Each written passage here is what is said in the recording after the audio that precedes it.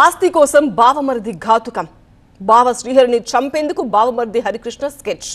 కుక్కలను చంపేందుకు వాడే పాయిజన్ ఇంజెక్షన్లు ఎక్కించి హత్య.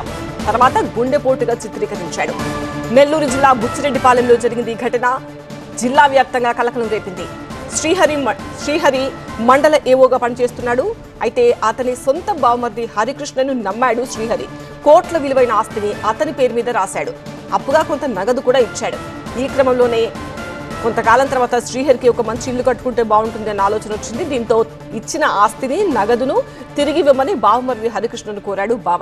తిరిగి ఇచ్చేందుకు ఏమాత్రం ఇష్టపడని హరికృష్ణ బావను హత్య చేసేందుకు ప్లాన్ చేశాడు. హత్య చేస్తే తనిచ్చిన డబ్బులు, తాను రాసిచ్చిన ఆస్తి అంతా తన పేరు మీదే ఉంటుంది అని భావించి ఈ హత్యకు కుట్ర పన్నాడు. ఇందుకోసం ఇద్దరిని ఎంగేజ్ చేసుకున్నాడు. గత నెల 15న దర్శనానికి పెంచలకొన వెళ్లి వద్దామని చెప్పి నమ్మించి కారులో తీసుకెళ్లారు.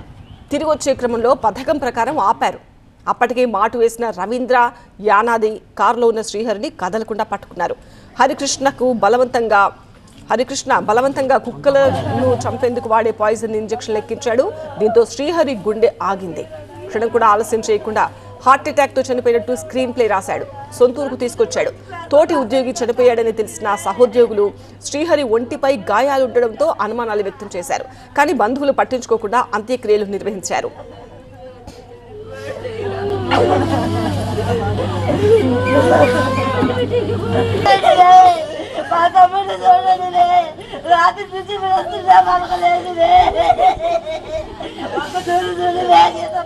కొద్ది రోజుల తర్వాత మిగిలిన ఆస్తి కూడా తనకు రాసివ్వాలని శ్రీహరి కుటుంబ సభ్యులను నిలదీశాడు హరికృష్ణ.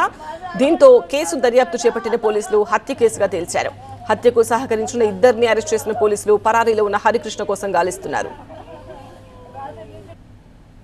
మనకి ఫిర్యాది లావణ్య రిపోర్ట్ మేరకు ఆ భర్త చావు గురించి అనుమానాలు వ్యక్తం చేస్తున్నానని చెప్పి ఎస్పీ గారిని కలిసి చెప్పుకోవడం జరిగింది. సాక్షుల్ని రూపుమాపడం కింద కేసు కింద నమోదు చేయొచ్చాము. ఆర్థిక లావాదేవీలు కొంత ఉన్నాయి వాళ్ళిద్దరు ఫ్యామిలీ మెంబర్స్ మధ్య. ఆ లావాదేవీల్లో భాగంగా అక్యూజ్డ్ ఎవరైతే ఉన్నాడో హరికృష్ణ సొంత మేనమామ దగ్గర ఆ డబ్బు తీసుకోవడం జరిగింది. కొంచెం ప్రాపర్టీస్ ఎక్వైరీ చేసేదాని గురించి అవి ప్రెషర్ పెడుతుంటే ఇతను ఆ మేనమామని ఏదో విధంగా రిమూవ్ చేయడానికి కోసం అలా ప్లాన్ చేసి ఇద్దరు సహకారంతో ఈరోజు అరెస్ట్ చేసి రిమాండ్ పంపించిన ఇద్దరు నిందితుల సహకారం, ఇద్దరు ముద్దాయిల ద్వారా మనకు తెలిసింది అవి వాడారని చెప్పి చెప్తున్నారు.